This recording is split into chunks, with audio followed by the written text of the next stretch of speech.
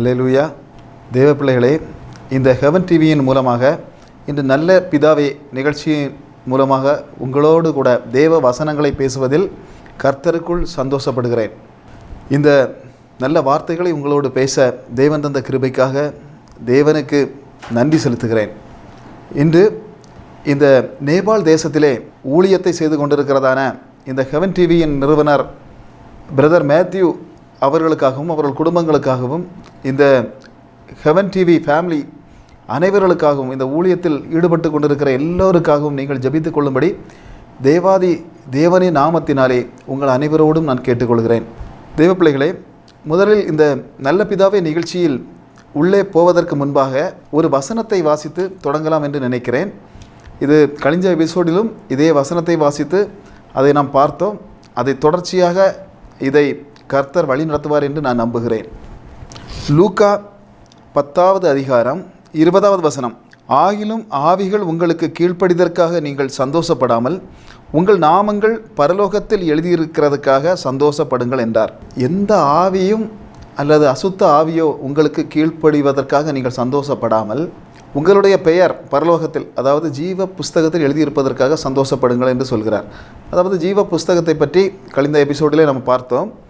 இப்பொழுது இந்த உவமைகள், ஒரு 42 உவமைகளை தேவாதி தேவனாகிய இயேசு கிறிஸ்து இந்த வேதாகமத்திலே சொன்னார். இது பரலோகம் போவதற்கு ஏதுவாக, ஜீவ புஸ்தகத்தில் பெயர் எழுதப்படுவதற்கு ஏதுவாக, நியாய தீர்ப்பிலே எந்த விதமான தண்டனைகளும் கிடைத்து நாம் பாதாளத்தை நோக்கி போகாமல் இருப்பதற்காக தேவனால் சொல்லப்பட்ட உவமைகள். 42 உவமைகள் இந்த வேதாகமத்தில் இடம்பெற்றிருக்கிறது. தேவஜனமே, இதில் மத்தேயு சுவிசேஷத்தில் மட்டும் 17 உவமைகளை இயேசு கிறிஸ்து சொன்னார். மார்க்கு சுவிசேஷத்தில் 5 உவமைகளை சொன்னார். லூக்கா சுவிசேஷத்தில் 19 உவமைகளை இயேசு கிறிஸ்து சொன்னார். யோவானில் 2 உவமைகள் சொல்லப்பட்டிருக்கிறது. சில உவமைகள் 2 சுவிசேஷங்களில் ஒரே உவமை சொல்லப்பட்டிருக்கும், அல்லது 3 சுவிசேஷங்களிலும் ஒரே உவமை சொல்லப்பட்டிருக்கும். சில உவமைகள் ஒரு சுவிசேஷத்தில் மட்டுமே சொல்லப்பட்ட உவமைகளும் உண்டு. அதாவது கெட்ட குமாரன் உவமை, இந்த நல்ல சமாரியன் உவமை, இந்த உவமைகள் லூக்கா நற்செய்தியை தவிர வேறு எந்த 3 சுவிசேஷத்திலும் சொல்லப்படவே இல்லை. இதில் மத்தேயு சுவிசேஷத்தில் சொல்லப்பட்டதான சில உவமைகளை பற்றி கர்த்தருக்குள் உங்களிடம் பகிர்ந்து கொள்ளலாம் என்று நான் விரும்புகிறேன். மத்தேயு 13வது அதிகாரத்திலே 3வது வசனம் முதல் 9வது வசனம் வரை உள்ள வசனங்களில் ஒரு உவமை பற்றி தேவன் சொன்னார். அதாவது விதைக்க போகிறவன் உவமை. இந்த மனுஷன் ஒரு பாவப்பட்ட மனுஷன். இவன் விதைக்க போகிறான். தலையில் ஒரு நல்ல ஒரு கூடையை சுமந்து கொண்டு விதைகளை தலையில் வைத்து கொண்டே சுமக்கிறான். அது இவனுக்கு தெரியாமல் ஏதோ ஒரு ஓட்டை அதில் இருந்திருக்கிறது. இன்று தேவஜனமே, நமக்கு தெரியாமல் அநேக ஓட்டைகள் நாம் இருப்பதை நாம் அறியாமலேயே நாம் விதைக்க கிளம்பி கொண்டிருக்கிறோம் என்பதை தேவ ஆவியானவர் இன்று உங்களுக்கு ஞாபகப்படுத்த விரும்புகிறார். பாருங்கள், பாவம் இவன் விதைக்க கொண்டு போன போது அந்த ஓட்டை வழியாக சில விதைகள் வழியறகு விழுந்து விடுகிறது. பாருங்கள், சிலவை கற்பாறைகளுக்குள்ளே விழுகிறது, சிலவை முள்ளுள்ள இடங்களில் விழுகிறது. கடைசியாக இவன் ஏம் பண்ணி லட்சியத்தை நோக்கி போன அந்த நல்ல நிலத்திலே கொஞ்சம் விதைகளை கொண்டு இவன் விதைக்கிறான். அப்படியானால் வழியருகே விதைக்கப்பட்ட விதைகளை இந்த காக்கா, அதாவது பருந்துகள் கொண்டு போகிறது. அநேக காக்காய்கள் இதற்காக காவல் இருப்பதை நாம் பார்க்க முடியும். அநேக தேவ ஜனங்களின் ஆசீர்வாதங்களை பொறுக்கி கொண்டு போவதற்காக சில காக்காய்களை நாம் பார்க்க முடியும். இது அந்நிய சக்திகள், அந்தகார சக்திகள் ஆகிய இந்த காக்காய்களை எப்படி ஜெயிப்பது என்பதனை பற்றி நாம் முதலில் பார்க்க வேண்டும். தேவ பிள்ளைகளே, 2வது, பாறைகளின் மேல் சில விதைகள் விழுகிறது. அப்படியானால் இந்த பாறைகளின் மேல் விழுகிற விதை என்று சொன்னால் ஒரு 5 மணி 6 மணி 7 மணி வரை நிச்சயமாக இது தாக்குப்பிடித்து இருக்கும். பிறகு ஒரு 11 மணிக்கு மேலே 12 மணிக்கு மேலே ஒரு நல்ல வெயில் அடிக்கும்போது திடீரென இவைகளெல்லாம் கரிந்து போவதை நாம் காண முடியும். இப்படியாக இந்த விதைகள் பாருங்கள் பாறையின் மேல் விழுந்தது. இன்றைக்கு அநேக ஜனங்கள், சபைகளுக்கு போகிற ஜனங்கள் இப்படித்தான் இருக்கிறார்கள். முதலில் எழும்பி பிரகாசிக்கிறார்கள் வெயில் அடிப்பது வரை. நல்ல காரியமான ஒரு வெயில், ஒரு கஷ்டம் வந்துவிட்டால் உடனடியாக அப்படியே மறுதளித்து விட்டு ஓடுவதை பார்க்கிறோம். இப்படி கரிந்து போகிற விதைகள் தான் இந்த பாறையின் மேல் விழுந்த விதைகள். பாருங்கள், அடுத்தது முள்ளுள்ள இடங்களில் விழுந்த விதைகள். அதாவது முள்ளுள்ள இடங்களில் விழுந்த விதைகள் என்று சொன்னால் பக்கத்து வீடுகளில் இருக்கிற சில முள்ளுகள் நமக்கு இருக்கும். 1-2 பாட்டிகள் இருப்பார்கள், அண்ணம்மா இருப்பார்கள், பக்கத்தில் செல்லம்மா இருப்பார்கள். இந்த மாதிரி அம்மாக்கள் என்ன செய்வார்கள்னா, நமக்கு எப்பொழுதுமே தேவ பிள்ளைகளுக்கு ஒரு முள். காரணம் என்னவென்று சொன்னால், நம்முடைய வேத வசனம் வாசிக்கக்கூடிய ஒரு நேரங்களை இந்த முள்ளுகள் நம்முடைய வீட்டிலோ அல்லது நாம் அந்த வீடுகளிலோ போகும்போது நம்மை நாசப்படுத்தி அப்படியே நெரிஞ்சல் முள் எப்படி நெரிக்கிறதோ அதுபோல் நெரித்து நம்முடைய நேரங்களை, தேவன் நமக்கு தந்திருக்கிற நேரங்களை நாசப்படுத்தி பாழ்படுத்தி விடும். இப்படிப்பட்டதான முள்ளுகள். இப்போ இந்த ஃப்ரெண்ட்ஷிப், இந்த மாதிரிப்பட்ட ஃப்ரெண்ட்ஷிப்புகளை வளர விடாமல் இருந்தாலே இந்த முள்ளுகள் நம்மை வளர விடாமல் தடுப்பதை நாம் நிறுத்தி கொள்ள முடியும். பாருங்கள், நல்ல நிலத்தில் இவன் கொண்டு போனவன் சரியான இடத்தில் கொஞ்சம் விதைகளை விதைக்கிறான். இது பாருங்கள், 100 மடங்கு, 60 மடங்கு, அதாவது 30 மடங்கு வரைக்கும் இவைகள் நல்ல பலன் கொடுத்ததாக அறிகிறோம். இன்று தேவன் நம்மிடம் விரும்புவது, அதாவது வழியில் விழுந்து காக்கா கொண்டு போனதை அல்ல விரும்புவது, பாறை மேல் விழுந்து எரிந்து போனதை அல்ல தேவன் விரும்புவது, முள்ளுள்ள இடங்களில் விழுந்து நெரிசல்பட்டு ஒடிந்து போனதை அல்ல தேவன் விரும்புவது, நல்ல நிலத்தில் விழுந்து இன்று எழும்பி பிரகாசிக்கிற சில தேவ பிள்ளைகளை தேவனுக்கு அவசியமாக இருக்கிறது. தேவ ஜனங்களே, இன்று நீங்கள் நல்ல நிலத்தில் விழுந்த விதைகளாக இந்த வேதாகமத்தில் இருந்து ஒரு வசனத்தை கேட்கும்போது அப்படியே சாப்பாட்டுக்கு அடியில் போய்விடாதபடி உங்கள் உச்சம் தலைமுதிலிருந்து உள்ளம் கால் வரைக்கும் அந்த வசனத்தின் வல்லமை வியாபரிக்கும் என்று சொன்னால் நிச்சயமாக நீங்கள் நல்ல இடத்தில் விழுந்த விதையைப் போல எழுப்பி பிரகாசிக்க முடியும் என்று தேவன் இந்த நிகழ்ச்சி மூலமாக உங்களிடம் சொல்லிக்கொள்ள ஆசைப்படுகிறார். அடுத்ததாக தேவன் விடவில்லை. மத்தேயு 13வது அதிகாரம் 24வது வசனத்திலும் அந்த 25வது வசனத்திலும் அடுத்த ஊமையை தொடர்கிறார். இந்த நல்ல விதையை விதைக்கிற ஒரு மனிதன் என்ன செய்கிறான் என்று சொன்னால் கொஞ்ச நேரம் தூங்கி விடுகிறான். பாருங்கள், ஈவன் கொஞ்ச நேரம் தான் தூங்கலாம் என்று நினைக்கிறான். தூக்கும் போதே இந்த சத்துருவானவன் களையை விதைக்கிறான். அப்படியானால் களையும் வளர்கிறது, இவன் விதைத்த விதையும் வளர்கிறது. அப்புறம் இரண்டுக்குமே மாற்றம் தெரியவில்லை.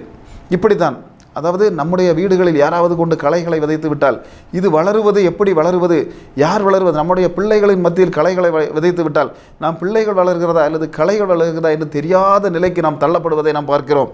இந்த மனிதனிடம் அந்த வேலைக்காரர்கள் கேட்கிறார்கள், இந்த களைகளை நாங்கள் இப்பொழுது பிடுங்கி போடட்டுமா? அதற்கு அந்த எஜமான் சொல்லுகிறான், வேண்டாம்.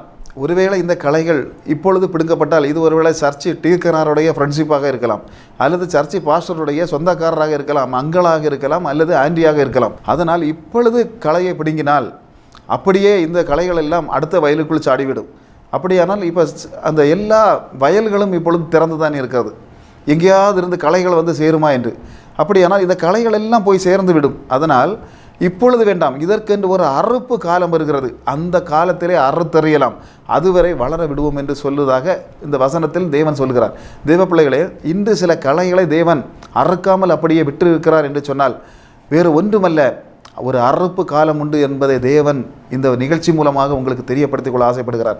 எத்தனையோ பேர் வேதனையோடு துக்கத்தோடு இந்த இடத்தில் இருந்து கொண்டிருக்கிறார். ஏதாவது களைகளினாலே உங்களுக்கு சில வேதனைகள் சம்பவித்திருக்கலாம். ஆனால் இன்று தேவன் சொல்லுகிறார், எந்த களையினால் நீங்கள் எந்த பிரச்சனைகளை சந்தித்தாலும் உங்களை அது தொலைப்பதற்கில்லை, அது உங்களை எழும்பி பிரகாசிக்க பண்ணுவதற்கு. தேவஜனமே, சீக்கிரமாக சில களைகளை நான் அறுத்தறிய போகிறேன், அதற்குரிய நாட்கள் வருகிறது என்று தேவன் இந்த நிகழ்ச்சி மூலமாக பரிசுத்த ஆவியானவர் உங்களிடம் சொல்கிறார். தேவன் அதோடு விடவில்லை. மத்தேயு 13ஆம் அதிகாரம் 30வது வசனத்திலே அடுத்தது ஒரு உவமையை சொன்னார். வேறொரு உவமையை அவர்களுக்கு சொன்னார். பரலோக ராஜ்யம் கடுகு விதைக்கு ஒப்பாயிருக்கிறது, அதை ஒரு மனுஷன் எடுத்து தன் நிலத்திலே விதைத்தான். பாருங்கள், கடுகு மரம் என்றால் இதுவரை நாங்கள் எல்லாம் எத்தனையோ இடங்களில் கடுகு செடிகள் பார்த்திருக்கிறோம், நீங்களும் கடுகு செடிகளை பார்த்திருக்கிறீர்கள். ஆனால் கடுகு மரம் என்று இதில் சொல்லப்பட்டிருக்கிறது. அதாவது கடுகு செடிகள் நாம் சாதாரணமாக வைத்திருக்கிற இந்த செடியில் மூலமாக வருகிற கடுகு அல்ல. அந்த கடுகு தேவன் சொன்னது இது கடுகு மரம், அதாவது இஸ்ரவேல் தேசத்தில் காணப்படுகிற ஒரு மரத்தை அந்த தேவன் சொல்லுகிறார். பாருங்கள், இதில் இந்த கடுகை பார்த்தால் இப்போ பாருங்கள், இது நிணமில்லை, மனமில்லை, குணமில்லை, ஒன்றுமே இல்லை. ஆனால் சாதனம் சிறியதாக இருந்தாலும் அது பொட்டும் போது அதிகமான ஒரு சத்தத்தை இது உண்டு பண்ணுவதை நாம் மறக்க முடியாது. இந்த நேரத்தில் அநேக பேர் ஒருவேளை இந்த விதைத்தவன் இடத்துல கேட்டிருக்கலாம், நல்ல வெள்ளரிக்காயை விதைத்திருக்கலாம், மாங்காயை விதைத்திருக்கலாம், நல்ல கனிகளை தரும், ஆனால் இந்த கடுகை கொண்டு நீ ஏன் விதைக்கப் போகிறாய் என்று அநேக பேர் அந்த இடத்துல கேட்டிருக்கிறார். ஆனால் இந்த மனிதன் சொன்ன ஒரே பதில் என்னவாக இருக்கும் என்று சொன்னால், அதாவது நம்முடைய பர்சின் கணத்தை பார்த்தல்ல தேவன் நம்மை அழைத்திருப்பது, நம்முடைய அதாவது பேங்க் பேலன்ஸை பார்த்தல்ல, நம்முடைய அதாவது ஏழ்மையை பார்த்து தான் தேவன் நம்மை அழைக்கிறார். அதாவது கழுதையை தேடி போனவனை அழைத்து ஒரு நாட்டுக்கே ராஜாவாக்கின ஒரு தெய்வம் உண்டு. ஆட்டுக்கு பின்னால் நடந்தவனை, சுடுகாட்டிலே சுற்றி திரிந்தவனை பிடித்து நாட்டுக்கே ராஜாவாக்கின ஒரு தெய்வம் உண்டு. மீன் பிடித்து கொண்டிருந்தவனை பக்கத்தில் போய் எனக்கு கொஞ்சம் இடம் தாடா என்று கேட்டு அப்படியே பிடித்து இந்த உலகத்தையே மேய்க்கிற ஒரு மேய்ப்பனாக மாற்றிய ஒரு தெய்வம் உண்டு. இப்படிப்பட்ட தெய்வம், அதாவது கடுகு விதை, அந்த சின்ன விதையை பற்றி சொல்லுகிறார். அப்போ கடுகு விதை மட்டுமில்லை, தேவனானவர் அத்தி மரத்தின் விதையை பற்றி கூட சொல்லுவார். அதாவது அத்தி மரத்தில் மேலிருந்த அந்த சக்கேயையும் அந்த தேவன் தான் தேடி சென்றார். அதே போல் அத்தி மரத்துக்கு கீழே இருந்த நாத்தன் வேலையும் அதே தெய்வம் தான் தேடி போகிறார்.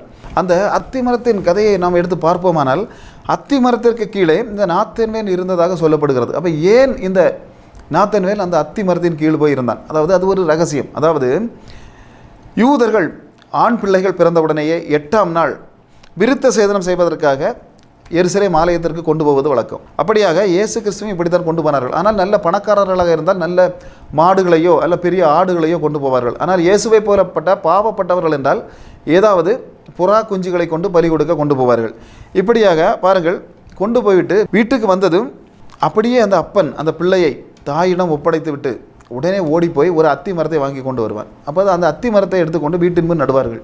அது நட்டப்பட்ட அந்த அத்தி மரம் பிள்ளைக்கு எப்போது பால் கொடுக்கப்படுகிறதோ அதே நேரத்தில் அந்த அத்தி மரத்துக்கு தண்ணீர் ஊற்றப்படும். பிள்ளைக்கு எப்பொழுது சாப்பாடு போடப்படுகிறதோ அதே நேரத்தில் இந்த அத்தி மரங்களுக்கு உரம் வைக்கப்படும். அப்படியானால் இந்த அத்தி மரம் வளர்ந்து உயர்ந்து வரும்போது திரும்பவும் 12ஆம் வயதில் இந்த பிள்ளைகளை கொண்டு எருசலேம் தேவாலயத்திற்கு கண்டிப்பாக கொண்டு போக வேண்டும். இப்படி தான் இயேசு கிறிஸ்துவின் அப்பாவும் 12ஆம் வயதிலும் ஆலயத்திற்கு கொண்டு போனார்கள். அப்படி ஆலயத்தில் கொண்டு போய்விட்டு திரும்ப வருகிற அப்பா இந்த மகனிடம் சொல்லக்கூடிய ஒரு காரியம் உண்டு. என்னவென்று சொன்னால், மகனே, இதுவரைக்கும் ஒரு பென்சில் வேண்டுமானாலும் சரி, ஒரு பேப்பர் வேண்டுமானாலும் சரி என்னிடம் கேட்டாய். ஆனால் இனி உனக்கு ஒரு போப்பி குடை வேண்டுமானாலும் சரி, பாரவன் செருப்பு வேண்டுமானாலும் சரி, ரப்பர் பென்சில் வேண்டுமானாலும் சரி, நீ கேட்க வேண்டியது என்னிடம் அல்ல, இனி அந்த அத்திமரத்தின் அடியில் போயிருந்து அந்த தேவனிடம் கேட்க வேண்டும். தேவ பிள்ளைகளை என்ன சொல்கிறேன் என்றால், சின்ன வயது முதலே இந்த பிள்ளைகளுக்கு தேவனுடைய அறிவை தேவனிடம் தான் கேட்க வேண்டும் என்ற காரியத்தை சொல்லிக் கொடுப்பதற்காக தான் இந்த அத்திமரத்தை வளர்த்து அதனடியிலே யூதர்களை இருக்க செய்கிறார்கள். இன்று நாம் நம்முடைய பிள்ளைகளுக்கு தேவ அறிவை நாம் கொடுக்கிறோமா, அல்லது எதையாவது சொல்லி இந்த பிள்ளைகளை வேறு திசைகளில் இல்லை இருக்கக்கூடிய இடத்துலையே சினிமாவை காட்டி கொடுத்து, அது ஏதாவது தியேட்டருக்கு காட்டி கொடுத்து அல்லது சீரியல்களை காட்டி கொடுத்து இந்த பிள்ளைகளை குட்டி சுவர்களாக ஆக்கி கொண்டு இருக்கிறோமா என்பதை நாம் சிந்தித்து பார்க்க வேண்டும் என்று இந்த நிகழ்ச்சி மூலமாக தேவன் உங்களை கேட்கிறார். பிள்ளைகள் தேவனுக்குள் எப்படி வளர வேண்டும் என்பதை நாம் சொல்லி கொடுத்து தான் ஆக வேண்டும்.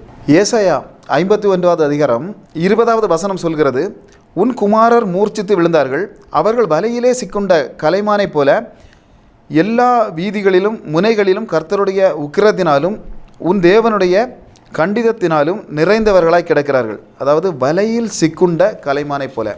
வலை வலை என்றால் என்ன?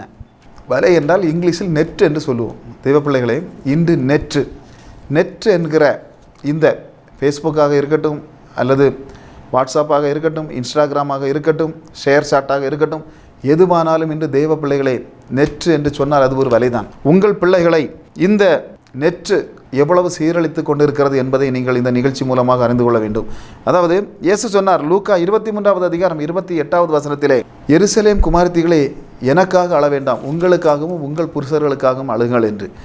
அப்போ இந்த பிள்ளைகளுக்காக அழ வேண்டும். அதாவது கண்டிப்பாக 17வது வயது இந்த வயதுகள் நெருங்கி வரும்போது கண்டிப்பாக நாம் பிள்ளைகளுக்காக அழுது ஜபித்தே ஆக வேண்டும். அதாவது ஒரு குறிப்பிட்ட வயது என்பது நிச்சயமாக இந்த பிள்ளைகளை பாழ்படுத்துகிற ஒரு வயதாக நாம் நிலை நிறுத்த முடியும். காரணம் என்னவென்று சொன்னால், பாருங்கள், இந்த 10வது வயது அந்த 12வது வயது தொடங்கி ஒரு 17வது வயது வரும் வரைக்கும் நீங்கள் பார்த்தால் தெரியும், இந்த பிள்ளைகளை இந்த நெட் என்கிற ஒரு மோகத்திலிருந்து நாம் நிச்சயமாக வெளியே கொண்டு வந்தே ஆக வேண்டும். பாருங்கள், இந்த 17வது வயதிலே இந்த யோசேப்பு என்பவன் கூட இயேசு கிறிஸ்துவின் நிழலாக பழைய ஏற்பாட்டில் பார்க்கப்படக்கூடிய ஒரே ஒரு மனிதன் என்று சொன்னால் இந்த யோசேப்பு. இந்த யோசேப்பு கூட 17வது வயதில் வழி தப்பி திரிந்தான் என்று பார்க்கிறோம். ஆதியாகமம் 37ஆம் அதிகாரம் 2வது வசனத்திலே பாருங்கள், எப்ரோன் பள்ளத்தாக்கிலே சீகோனுக்கு போனான் என்று பார்க்கிறோம். இவன் போக வேண்டிய இடம் தோத்தான். ஆனால் தோத்தானுக்கு போக வேண்டிய இவன் வழி தப்பி திரிந்தான். இயேசு கிறிஸ்துவுக்கு நிழலாக சொல்லப்படக்கூடிய இவனுடைய வயது அந்த டைம்கள் 17வது வயது. 17வது வயதில் இவன் வழி தப்பி திரிந்தான் என்று சொன்னால், அதே போல தெய்வ பிள்ளைகளே, நம்முடைய பிள்ளைகள் இந்த 17வது வயது 18வது வயது 19வது வயதுகளில் எல்லாம் வழி தப்பி திரிகிற ஒரு தலைமுறைகளாக மாறிக்கொண்டு இருக்கிறது என்று பாருங்கள். சாத்தானின் ஆசையெல்லாம் இன்றைக்கு பாருங்கள், உங்கள் வீடுகளில் உள்ள 2 கோழிகளையோ 2 மாடுகளையோ அடித்து தீர்ப்பது அல்ல. அவனுக்கு சந்தோஷம் என்னவென்று சொன்னால், உங்கள் பிள்ளைகள் அவனுடைய பக்கத்திலாக திரும்ப வேண்டும். தேவன் அடுத்ததாக உவமையை சொல்கிறார். அதாவது மத்தேயு 13வது அதிகாரம் 44வது வசனத்திலே ஒரு உவமையை தேவன் சொல்கிறார். என்னவென்று சொன்னால், நிலத்தில் புதைந்து இருக்கிற ஒரு பொக்கிஷம், அதை நீங்கள் வாசித்து பாருங்கள்.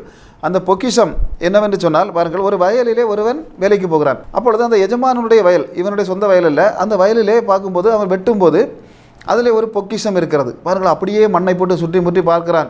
யாரும் இல்லை என்று அறிந்தவுடன் மண்ணை போட்டு மூடிவிட்டு நேராக வீட்டில் வந்து மனைவியிடம் சொல்கிறான், எடி இதற்குள்ளாக ஒரு பொக்கிஷம் இருக்கிறது, அந்த வயலை நாம் வாங்க போகிறோம். அப்பொழுது அவள் சொன்ன, மனுஷா உனக்கு அறிவில்லையா, இந்த வயலை நீ எப்படி வாங்க முடியும்? நேற்று வரை ஒரு கருவாடு வாங்குறதுக்கு கூட காசு இல்லாமல் இது சிங்கி அடித்து கொண்டிருந்த நமக்கு இது எப்படி வாங்க முடியும்? நீ சத்தம் போடாதே, அதுக்குள்ளே இருக்கக்கூடியது ஒரு பொக்கிஷம் என்று அவன் சொல்லும்போது இருவரும் சந்தோஷப்படுகிறார்கள். நேரடியாக போய் அந்த எஜமானனிடம் இவன் கேட்கிறான், அந்த வயலை விலைக்கு கொடுக்கிறீரா எஜமானே என்று. பாருங்கள், இவன் ₹1 ரேஸ் அரிசி வாங்க வேண்டும் என்றாலும் நம்மிடம் வந்து வாங்கக்கூடிய இவன் வயலை வாங்குகிறேன் என்று சொல்கிறானே, அப்படி என்னடா தருவாய் அப்படி என்று சொன்ன உடனே இவன் சொல்கிறார், என்னிடம் இல்லாத எல்லாத்தையும் விற்று நான் உனக்கு தருகிறேன் என்று சொல்கிறார். உடனே அவர் சொல்கிறார், உன்னிடம் உள்ளதை எல்லாம் விற்று கொண்டு வருவாயானால் நான் அந்த வயலை உனக்கு தர சம்மதிக்கிறேன். பாருங்கள், இவன் போனான், எல்லாவற்றையும் விட்டான். அப்பொழுதுதான் மனைவி சொல்கிறாள், இந்த பஞ்சாயத்தில் இருந்து அந்த ஒரு வீடையும் நாம் விற்காமல் இருந்தால் நல்லது, காரணம் அது நமக்கு எப்போதாவது பிரயோஜனப்படும், விற்க வேண்டாம் என்று அவள் சொல்லுகிறாள். இவன் உடனே அதை மட்டும் விற்காமல் மீதியெல்லாம் விற்று கொண்டு காசை கொண்டு எஜமானிடம் கொடுக்கும்போது எஜமான் கேட்கிறான், எல்லாவற்றையும் விற்று விட்டாயா? இல்லை. அவன் அப்படியே முழிக்கிறான். பாருங்கள், அப்படியே கண்ணு இவனுக்கு வெளியே தள்ளுகிறது. ஏன்னா காரணம் ஒன்றை மட்டும் விற்காமல் இவன் வைத்திருக்கிறான். காரணம் என்னென்று சொன்னால், இன்று எல்லா தேவ ஜனங்களும் ஒரு நாள் தேவனுடைய முன்னால் கண்ணை தள்ளுகிற ஒரு நாள் உண்டு. பாருங்கள், அப்படியே இவன் கண்ணை தள்ளி கொண்டு நிற்கிறான். வித்த காசுகள் கையில் இருக்கிறது. ஆனால் என்ன காரியம் என்று சொன்னால், எல்லாவற்றையும் விட்டு என் பின்னால் வாருங்கள் என்று தேவன் சொன்னார். ஆனால் நமக்கென்று ஏதாவது ஒரு சிலதை அப்படியே பிடித்து வைத்து கொண்டு இருக்கிறவர்களாக நாம் இருக்கிறோம். அதைத்தான் தேவன் சொல்லுகிறார் இந்த ஊமையின் மூலமாக. எதையாவது தேவையில்லாத காரியங்களை பிடித்து வைத்து கொண்டு இருக்கிறார்கள். எதை கொடுக்க வேண்டுமோ, எதை உங்களிடம் வந்து மாற்ற வேண்டுமோ அதையெல்லாம் நீங்கள் மாற்றி என்னிடம் வருவீர்கள் என்று சொன்னால் மட்டுமே உங்களுக்கு என்னுடைய ஆசீர்வாதத்தை நான் தருவேன் என்று இந்த நிகழ்ச்சி மூலமாக அவர் வாக்கு கொடுக்கிறார். தேவ பிள்ளைகளை, அதாவது வெறுக்க வேண்டியதை நாம் வெறுத்து விட வேண்டியதை நாம் விட்டால் மட்டும்தான் தேவ ஆசீர்வாதம் நமக்குள் தங்கும். கடைசி நேரத்தில் இந்த சாலமோனானவன் தேவ பாதைகளை விட்டு வெளியே வருகிறதை நாம் பார்க்க முடிகிறது. தேவ பிள்ளைகளை பாருங்கள், அதாவது அந்த நீதிமொழிகளை எழுதுகிறான், சங்கீதங்களை எழுதுகிறான், இப்படிப்பட்டதான நிறைய காரியங்கள் அந்த இதில் என்ன வேதாகமத்தில் இவன் புஸ்தகங்களை எழுதினாலும் இவன் கடைசியில் அந்த விட வேண்டியதை விடாத காரணத்தினால் இவன் தேவனை விட்டு புறமே தள்ளப்படுகிறான் என்பதை நாம் பார்க்கிறோம்.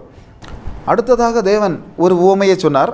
மத்தேயு 22ஆம் அதிகாரம் 2வது வசனத்திலே, அதாவது குமாரனுக்கு திருமணம் செய்த ஒரு ராஜா ஒரு அழைப்பிதழை அச்சடிக்கிறேன் என்று சொல்லி அச்சடித்து ஒவ்வொருவருக்காக கொடுக்க ஆரம்பித்தார். அப்பொழுது இந்த இன்விடேஷன் வந்தவர்களில் முதலில் ஒருத்தன் சொன்னான், நான் இப்பொழுது தான் ஒரு வயல் வாங்கியிருக்கிறேன், இந்த வயலுக்கு எனக்கு போக வேண்டும், அதனால் அந்த இடத்துக்கு திருமண நாள் என்று வர முடியுமா என்பது எனக்கு தெரியாது, அதனால் சாரி என்று சொன்னான். அடுத்தவனிடம் கொண்டு இந்த இன்விடேஷனை கொடுக்கும்போது அவன் சொன்னான், நான் கொஞ்சம் தங்கம் வாங்கியிருக்கிறேன், இதை கொண்டு அடகு வைக்க போக வேண்டும், அதனால் நான் அந்த நாளில் வர முடியாது. மூன்றாவது ஒருவனிடம் போய் கேட்டபோது அங்கேயே ஒரு இன்விடேஷன் கொண்டு கொடுக்க போகும்போது அவன் அடுத்ததாக சொல்கிறான், இப்போ தான் நான் திருமணம் செய்தேன், அதனால் எனக்கு வர முடியாது. பாருங்கள், 3 பேரிடம் கொண்டு இன்விடேஷன் கொடுக்கும்போது ஒருத்தன் மண்ணு காரியத்தை சொன்னான், ஒருத்தன் பொண்ணு காரியத்தை சொன்னான், இன்னொருத்தன் பெண்ணு காரியத்தை சொல்கிறான். இப்படியாக 3 பேரும் 3 காரியங்களை சொல்லி இந்த இன்விடேஷனை தட்டி கழித்து இவர்கள் திருமணத்திற்கு போகவில்லை. அப்படியானால் பாருங்கள், அது மட்டுமல்ல, திரும்ப போய் அழைக்க போனவர்களை கொலை வேற செய்கிறார்கள். இப்படியாக நடந்தபோது இங்கே என்ன நடக்கிறது என்று சொன்னால், திரும்பவும் ராஜா சொன்னான், இவர்கள் வரவில்லை என்றால் ரோட்டில் இருக்கிறவர்கள், பீச்சில் இருக்கிறவர்கள், பார்க்கில் இருக்கிறவர்கள், இவர்களை அழைத்து வாருங்கள், அவர்களுக்கு நாம் உணவு கொடுப்போம், இவர்களை கொன்று மாற்றுங்கள், பாதாளத்தில் தள்ளுங்கள் என்று சொல்லுகிறார். தேவ பிள்ளைகளே, தேவன் இன்று நமக்கு ஒரு அழைப்பை தந்திருக்கிறார் என்றால் அந்த அழைப்புக்காக நம்ம ஓடியே ஆக வேண்டும். ஆனால் அப்படி இல்லாமல் வேற ஒரு காரியத்தை சொல்லி ஆலயத்துக்கு வரக்கூடிய நேரத்தில், ஆலயத்துக்கு நமக்கு போக வேண்டிய காலங்களில் ஒரு கல்யாண வீட்டுக்கோ கருமாதி வீட்டுக்கோ ஏதாவது ஒரு வீடுகளுக்கு நாம் போய் தேவ திட்டத்தை பாழ்படுத்தும் போது இந்தமான தண்டனைகள் நம்மை தேடி வருகிறது. இந்த இடத்திலேயே பாருங்கள், திருமணத்திற்கு வந்தவர்கள், ரோட்டில் இருப்பவர்கள் எல்லாருக்கும், வந்தவர்கள் அனைவருக்கும் அந்த இடத்துல ஒரு வஸ்திரம் கொடுக்கப்படுகிறது. அந்த வஸ்திரத்தை வாங்கி கொண்டு எல்லோரும் உள்ளே போகிறார்கள். அப்படியானா ராஜா இதுவரை வரவில்லை. அப்படியானா ராஜா ஏன் வரவில்லை? இவர்கள் நினைத்தார்கள் 2001 வருவார், ராஜா வரவில்லை. 2002 வருவார், ராஜா வரவில்லை. ஆனால் 2010 ராஜா வந்து விடுவார் என்று நினைத்தார்கள். எல்லோரும் நினைத்து கொண்டிருக்கிறார்கள். ஆனால் ராஜா வரவில்லை. அப்பொழுது எல்லோருக்கும் என்னதாகி போகுன்னு சொன்னால், இனி ராஜா வரமாட்டார். ஆனால் இன்று சொல்லுகிறேன் தேவ பிள்ளைகளை, அந்த இடத்தில் ஹாலில் இருந்த சேர்கள், அநேக சேர்கள் இருந்தது. அந்த சேர்கள் எல்லாம் நிறையவில்லை, ஃபுல்லாக ஆனால் நிச்சயமாக ராஜா வருவார். அப்படியானால் இன்று ராஜா, நம்முடைய தேவனான ராஜா ஏன் வராமல் இருக்கிறார் என்று சொன்னால், இன்று அந்த பரலோகத்துக்கு போக வேண்டிய நாற்காலிகள், செயர்கள் எல்லாமே காலியாக இருக்கிறது.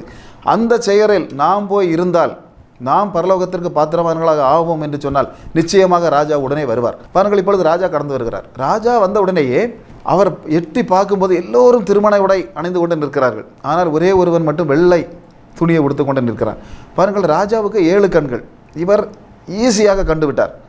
அப்போ சில பேருடைய எண்ணம் என்று என்னன்னு சொன்னால், நாம் வெள்ளை துணிகள் அணிந்தால் நிச்சயமாக ராஜா நம்மை பரலோகத்துக்கு அழைத்து கொண்டு போய்விடுவார் என்று. ஆனால் நிச்சயமாக இல்லை. நம்ம போடுகிற ஒரு ட்ரெஸ்ஸில் அல்ல பரலோகம் போவது, நம்முடைய உள்ளம் வெள்ளையாக மாற வேண்டும். பாருங்கள், ராஜா அப்படியே பிடிக்கிறார். இவனை பிடிச்சு, சகோதரனே, நீ எப்படி உள்ளே வந்தாய்? உனக்கு வஸ்திரம் இல்லாமல் எப்படி உள்ளே வந்தாய்? எப்படி நீ உள்ளே வந்தாய் என்று கேட்கும்போது அவன் சொல்லுகிறான், ஏதோ ஒரு வழியாக இவன் வந்திருக்கிறான். இவனை பிடித்து கொண்டு கந்தகமும் அக்கினியும் எரிகிற ஒரு எரி நரகத்திலே தள்ளுங்கள் என்று சொல்லுகிறார். தெய்வ பிள்ளைகளே, உடனே அழைத்த உடனே நாம் வந்துவிட்டோம், நாம் தப்பிவிட்டோம் என்று நினைப்பது அல்ல கிறிஸ்தவ வாழ்க்கை. அவர் எப்படி அழைத்திருக்கிறாரோ அந்த முறையில் வர வேண்டும். எந்த வஸ்திரம் உடுக்க சொல்லியிருக்கிறாரோ அந்த வஸ்திரத்தை உடுத்தி கொண்டு உள்ளே வர வேண்டும்.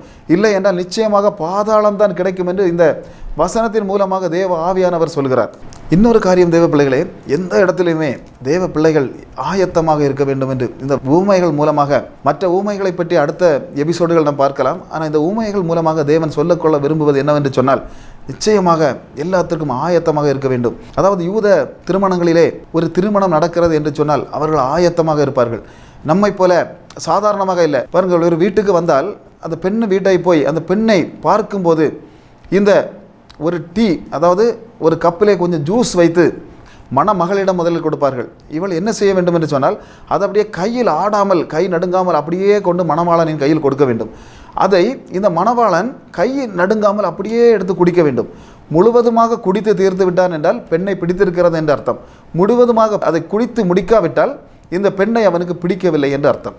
அப்படியானால் பாருங்கள், இவன் அதை முழுவதுமாக குடித்து அந்த பெண்ணை பிடித்து விட்டது என்று சொன்னால் நிச்சயமாக அந்த பிள்ளையை பிடித்து விட்டது என்று அர்த்தம். நம்முடைய இடத்தில் இப்போது கொடுப்பதை போல எல்லோருக்கும் கூடியிருக்கிற எல்லோருக்கும் காப்பியை கொடுப்பதோ டீயை கொடுப்பதோ அந்த பழக்கம் அந்த யூதர்கள் மத்தியில் இல்லை. காரணம் என்று சொன்னால், நம்ம ஊரில் அப்படி இல்லை. நல்ல புரோட்டா இறைச்சியையும் பிரியாணியையும் வாங்கி நன்றாக தின்றுவிட்டு வீட்டில் போய் உங்களுக்கு பதில் சொல்கிறோம் என்று சொல்லிவிட்டு போவார்கள். ஆனால் அப்படி சொல்லி போனவர்கள் இன்று வரைக்கும் ஒரு பதில் சொல்லவில்லை. ஃபோனில் சொல்கிறோம் என்று சொல்வார்கள். ஆனால் போனவர்கள் இதுவரைக்கும் ஒரு ஃபோனில் ஒரு பதில் சொல்லவில்லை. காரணம், ஆனால் இவர்களுக்கு இந்த ஏழைகளுக்கு கொஞ்சம் புரோட்டா இறைச்சியும் ஒரு 10-50,000 ரூபா பணமும் நஷ்டம்தானே தவிர மற்ற எந்த காரியமும் அந்த இடங்களில் நடக்காது. ஆனால் இங்கே பாருங்கள், பிடித்திருந்தால் அந்த இடத்தில் பிடித்ததாக இந்த மணவாளன் சொல்ல வேண்டும். பாருங்கள், பிடித்திருந்தால் ஒரு விஷயத்தை மட்டும் செய்வான். பாக்கெட்டில் கையிட்டு ஒரு திரம பணத்தை எடுத்து அந்த மணமகளின் கையில் கொடுத்து விட்டு சொல்வான். என்ன சொல்வான் என்று சொன்னால், நான் வீட்டுக்கு போகிறேன், போய் உனக்கென்று ஒரு வாசஸ்தலத்தை நாம் தனியாக கட்டி அதில் குடியேறி அது ரெடி ஆகும்போது உன்னை நான் அழைத்து கொண்டு போவேன் என்று. பாருங்கள், அந்த எப்போது இவன் அந்த வீட்டை கட்டி முடித்து அந்த பெண்ணை திரும்ப கூட அழைக்க வருகிறான் என்று அந்த பெண்ணுக்கு தெரியாது. அதனால் தான் யூத திருமணங்கள் பகலிலும் நடக்கும், இரவிலும் நடக்கும். அந்த புருஷனுடைய அப்பா எப்போது அந்த மணமகளை போய் கொண்டு வா என்று சொல்லுகிறார், ஆணையிடுகிறார், அந்த நேரத்தில் அவன் இரவாக இருந்தாலும் பகலாக இருந்தாலும் அவன் கடந்து போய் அந்த பெண்ணை அழைத்து வருவான். அதுபோல தான் நம்முடைய மணவாளனாகிய இயேசு கிறிஸ்துவும் ஒரு வார்த்தை சொல்லி போயிருக்கிறார். என்னவென்று சொன்னால், நான் உங்களுக்காக பரலோக ராஜ்யத்தில் அநேக வாசஸ்தலங்கள் உண்டு, உங்களுக்கென்று ஏதாவது ஒன்றை நான் ஆயத்தம் பண்ண போகிறேன் என்று சொல்லிவிட்டு போயிருக்கிறார். நம்முடைய மணவாளன் ஆயத்தம் பண்ணி அந்த வேலை முடிந்தவுடனேயே திரும்ப வருவார். வரும்போது அதற்கு போகும்போது அவரோடு கூட நாம் ஆயத்தமாக இருந்தே ஆக வேண்டும் என்று தேவன் விரும்புகிறார். அதனால் இந்த நிகழ்ச்சி மூலமாக சொல்வது, தேவ பிள்ளைகளை, எப்பொழுதும் இயேசு கிறிஸ்து வருவார். அதாவது 1999 வரவில்லை, 2000 வரவில்லை, 2021 வரவில்லை, 2010 வரவில்லை, அதாவது 2023 வரவில்லை, இனி 2024 வரப்போகிறார் என்ற ஒரு எண்ணம் இல்லாமல் தேவன், அதாவது இந்த தலைமுறையிலேயே வருவார், இப்பொழுதே வருவார் என்கிற ஒரு எண்ணத்தோடு நாம் வாழ்ந்தால் நிச்சயமாக பரலோக ராஜ்யத்தை சுதந்திரித்துக் கொள்ள முடியும், இந்த பூமிக்குரிய ஆசீர்வாதங்களை பெற்றுக்கொள்ள முடியும் என்று இந்த நிகழ்ச்சி மூலமாக நான் சொல்லிக்கொள்ள ஆசைப்படுகிறேன். மேலும் ஒரு விஷயத்தை கூட உங்கள் மூலமாக நான் பகிர்ந்து கொள்ள ஆசைப்படுகிறேன். இன்று நேபாள் தேசத்திலே இன்று இந்த ஹெவன் டிவியின் சார்பாக பிரதர் மேத்யூ அவர்களுடைய தலைமையிலே அநேக நல்ல காரியங்கள் நடந்து கொண்டிருக்கிறது. அதாவது படிப்பறிவற்ற நம்மை போல அல்ல, இந்தியாவை போல அல்ல, எழுத்தறிவே இல்லாத ஜனங்களாக இந்த நேபாள் ஜனங்கள் இருந்து கொண்டிருக்கிறார்கள். இன்று பாருங்கள், அதாவது 2009 வருஷம் நடந்த ஒரு சம்பவத்தை சமீபத்தில் ஒரு பத்திரிகையில் நான் வாசித்தேன். நியாம் நகர் என்ற ஒரு இடத்திலே பாருங்கள், அந்த ஊரில் கொள்ளை நோய் வந்ததற்காக கண்டிப்பாக இந்த ஊரில் இருந்து பறி கொடுத்து ஆக வேண்டும் என்று சொல்லி ஒரு 7 பிள்ளைகளை நரபலி கொடுத்ததை, அந்த சம்பவத்தை நான் வாசித்த போது உண்மையிலேயே இன்னும் இந்த ஜனங்கள் இந்த மாதிரி மூட பழக்கங்களுக்கு அடிமையாகித்தான் இவர் இருக்கிறார்கள் என்பது வேதனையாக இருந்தது. தெய்வ பிள்ளைகளே, நிச்சயமாக ஏதாவது ஒரு இடத்திற்கு சுவிசேஷத்தை நாம் சொல்வதற்கு நம்மால் போக முடியாவிட்டாலும் அந்த சுவிசேஷ ஊழியத்தில் நாம் கைத்தாங்கல் கொடுக்கும்போது தேவன் நம்முடைய குடும்பங்களையும் நம்முடைய கோத்திரங்களையும் நம்முடைய தலைமுறைகளையும் ஆசீர்வதிப்பார் என்பதை இந்த நிகழ்ச்சியின் மூலமாக சொல்லிக்கொள்ள ஆசைப்படுகிறேன்.